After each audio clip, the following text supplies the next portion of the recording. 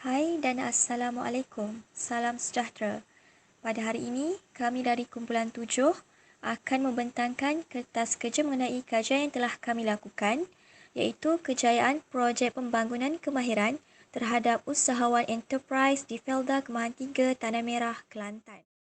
Projek pembangunan kemahiran ini merupakan satu program dan usaha sama antara pihak Kementerian Sumber Manusia dan usahawan atau peneraju syarikat untuk memajukan komuniti di luar bandar.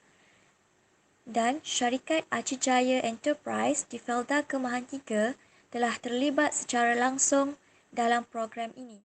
Seterusnya, syarikat Acijaya Enterprise ini ditubuhkan dan mula beroperasi pada tahun 2003. Syarikat ini juga dikenali sebagai pusat latihan jahitan Acijaya Enterprise kepada komuniti setempat dan telah pun berjaya melahirkan ramai pelajar yang berkemahiran dalam bidang jahitan. Terdapat dua objektif utama dalam kajian ini, iaitu mengenal pasti faktor kejayaan program pembangunan kemahiran kepada usahawan syarikat dan mengenal pasti impak daripada program pembangunan kemahiran kepada syarikat dan juga penduduk setempat. Seterusnya adalah metodologi kajian. Di dalam kajian ini, pengkaji telah menggunakan pendekatan kualitatif, iaitu kaedah temu bual dan juga teknik persampalan tak rawak.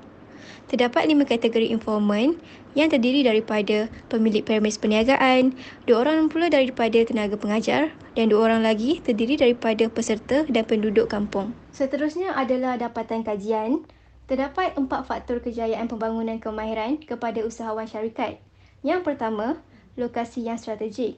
Felda Kemahan 3 terletak di kawasan yang strategik supaya dapat memudahkan masyarakat untuk menyertai program tersebut. Yang kedua, faktor bantuan kerajaan.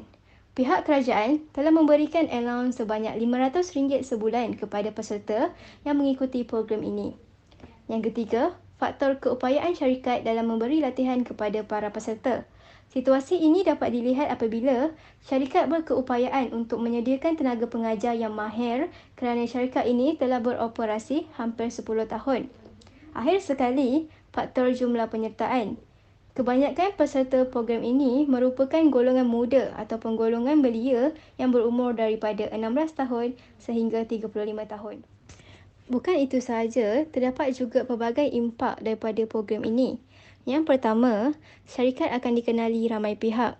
Ini kerana syarikat berupaya untuk menyediakan tenaga pengajar yang berkebolehan dan berpengetahuan luas. Selain itu, peserta juga telah membuka perniagaan sendiri.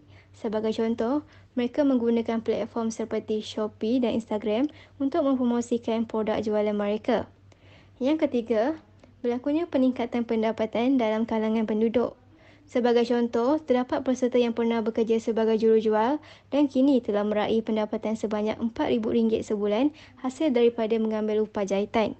Yang keempat, peserta dapat mempelajari pelbagai ilmu dan kemahiran menjahit. Mereka akan diberikan pendedahan pelbagai jenis kemahiran menjahit sehingga peserta mahir dalam semua jenis jahitan. Yang kelima, dapat mempelbagaikan aktiviti ekonomi. Dengan adanya program latihan jahitan oleh syarikat Acijaya ini, golongan wanita akan diberi peluang untuk melibatkan diri dalam kegiatan ekonomi lain selain daripada peladangan sawit. Kesimpulan, projek pembangunan kemahiran terhadap usahawan enterprise di Felda Kemahan 3 ini telah memberi manfaat kepada peserta dan syarikat itu sendiri. Projek sebegini perlulah diperbanyakkan pada masa hadapan agar mampu membantu masyarakat terutamanya yang berada di luar bandar untuk terus maju dan berkembang mengikut arus pembangunan.